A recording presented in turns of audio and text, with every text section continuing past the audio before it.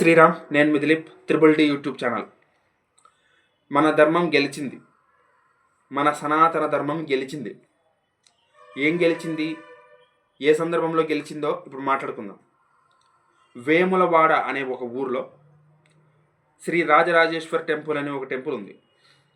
ఆ టెంపుల్లో మన శివలింగంపై మూత్ర విసర్జన చేసిన ఒక లుచ్చాగాడి, ఒక లోఫర్ గాడి, ఒక లఫంగ్ గాడి ఒక మసీద్ ఉంది. మసీదులో వాడి సమాధి ఉంది అనమాట. అంటే వాడి సమాధిని మసీదుగా కట్టారు అక్కడ. ఆ టెంపుల్లో ఉండే ఆ సమాధిని మన దేవుణ్ణి ముక్కడంతో పాటు వెళ్ళి మన హిందువులు ఆ మసీదును కూడా ముక్కేసి వెళ్ళిపోతూ ఉంటారంట.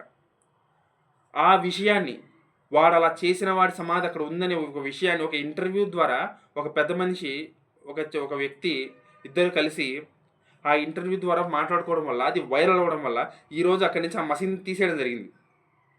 సో ఇది మన ధర్మం తాలూకు విజయంలా మనం భావించాలి, మన సక్సెస్లా మనం భావించాలి. ఇలాంటి వాళ్ళు మరింత మంది ముందుకు రావాలి.